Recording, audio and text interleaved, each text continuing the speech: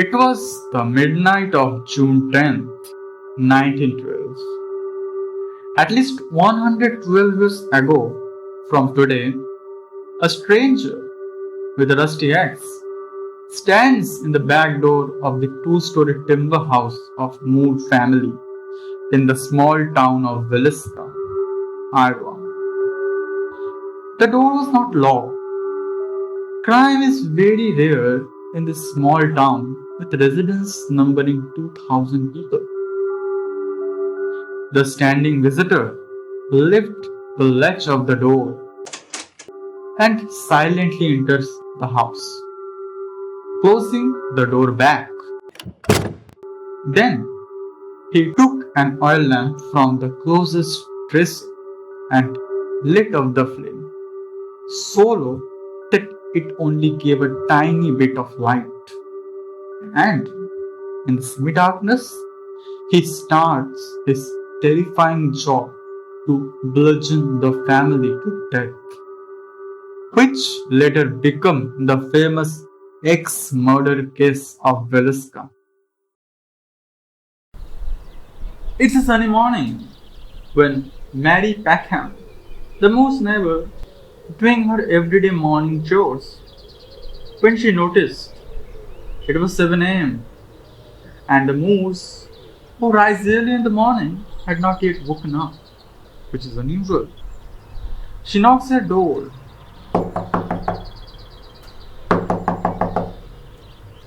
but the door is locked, which felt to her unnatural. As earlier said, doors are mostly unlocked in Midwest for low crime rate. So she called Ross Moore, the brother of Joe Moore. After some time, Ross comes and also tried to open the door, but getting no answer, he tries to open the door with the second key and enters in the house, while Mary Peckham waited outside. In a minute, he rushed back again, saying, "Something horrible happened here." He calls the Marshal of Vilisca, Hank Horton, but the next subsequent events destroys the little hope of gathering some useful information from the crime scene. Marshal Hank Horton comes with a watchman and entered the house armed with a nightstick. He went to every single room and saw dead bodies lying in every single bed. 8 dead bodies. 6 of them are kids. The parents, Joe Moore and Sarah Moore. They are 4 kids: Harmon, Catherine, Boyd, and Paul, and Catherine's friends, Ina and Lena Stringler. Everyone murdered with the blunt side of an axe. The murder weapon is a rusty axe belongs to Joe, which was found in the guest room.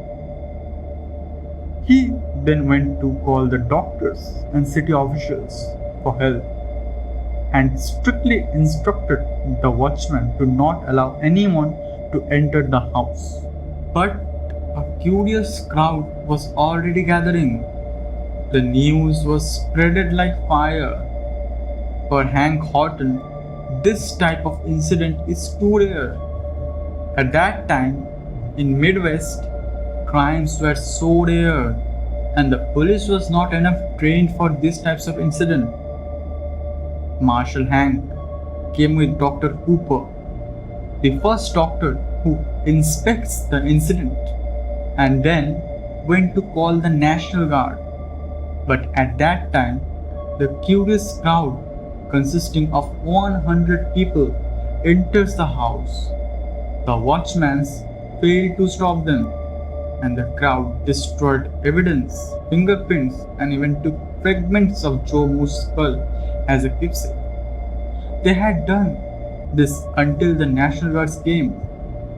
This incident destroyed many evidences.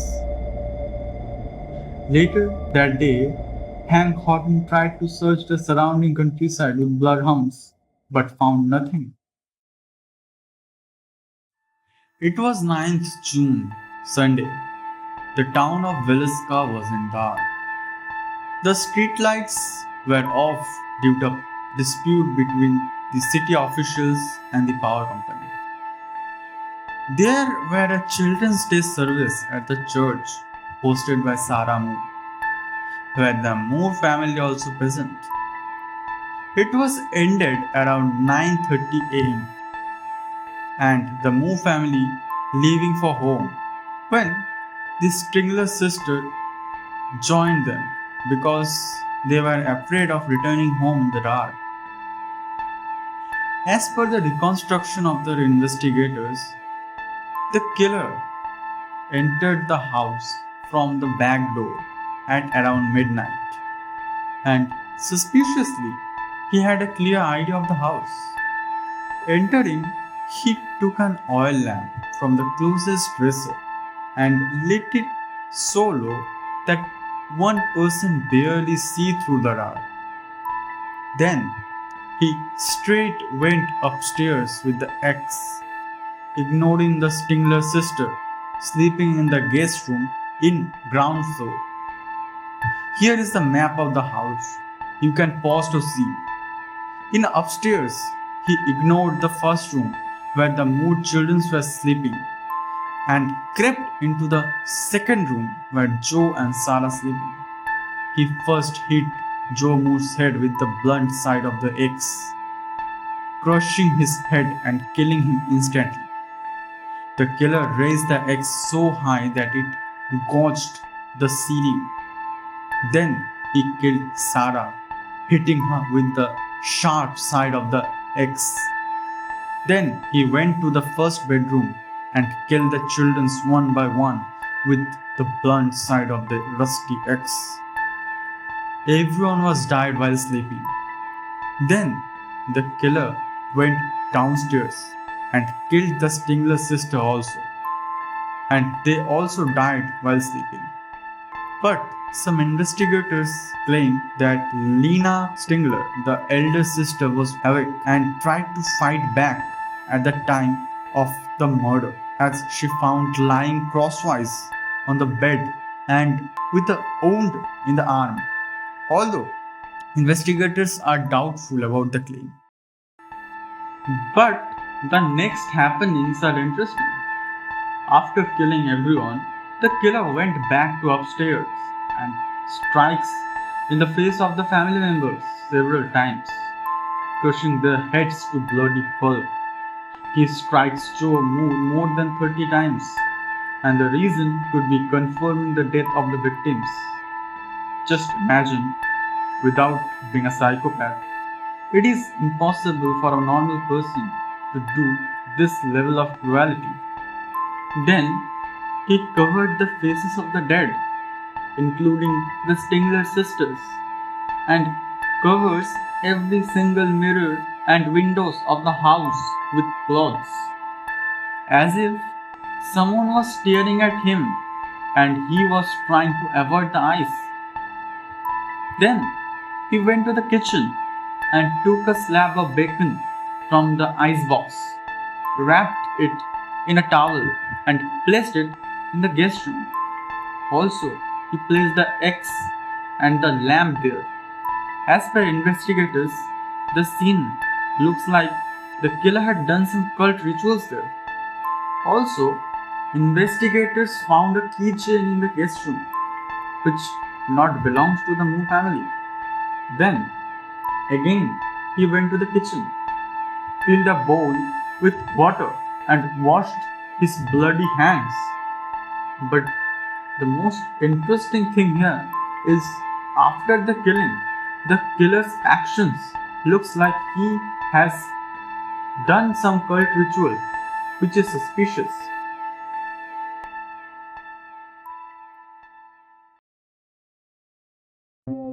There are many suspects in this murder case, and most of them are based on assumptions and conspiracy theories. And that's why I feel it is boring to cover all of them. So I am covering the most important ones, who have a strong connection with the murder case. Frank Jones, the top suspect of this murder case. He is a local businessman and a state senator. Joe Moore was a star salesman in Frank's shop. For 7 years, he worked for him, but Frank forced him to work 7 a.m. to 11 p.m. 6 days a week, which made Joe left the job. Later, humiliating him by setting up his own store. And also, many believed that Joe Moore had slept with his daughter-in-law, and this is the reasons why many think he could kill Joe. Williams Mansfield, a killer who killed his family with an axe, is the second top suspect of the case. At the time of the Vilisca killings, more similar cases had happened, and he was suspected to do the killings, but didn't prove guilty. James Wickerson, a detective of Burns Detective Agency, said in 1916 that Frank Jones is old and incapable to do the killings. So he had hired William Mansfield, a serial killer, to murder Joe Moore. Wickerson was succeeded in having a grand jury convened over Mansfield, but Mansfield had a cast iron alibi.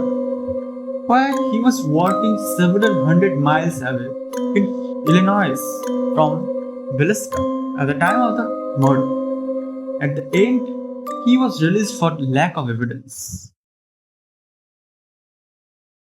Paul Muller, a researcher named Bill James, who researched about the Midwest serial killings of 1911, written a book on the incidents named The Man from the Train, where he writes about a serial killer named Paul Muller, a German immigrant who was the prime suspect of a murder case of a family in West Brookfield in 1897. James believed that Muller was guilty of the Vilisca murders and part of a killing spree that lasted over a decade, killing at least 59 people in 14 separate incidents. James identifies common features of the crimes, many of which are also found in Vilisca scene. As per James, the killer selects those families who lived near railroad tracks, which is why the killer was suspected to have traveled.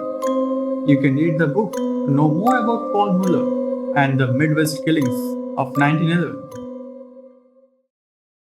So, this is the story of the famous Vilisca AXE murder case, which is historically unsolved. This AXE murder case is a part of the unsolved Midwest serial killings. If you want, I can make future videos on the killings. Comment below for that. Thank you. This is my first video, so I'm kinda nervous. Whatever. I wish you liked the video. If you, then please subscribe my channel and comment for more such videos.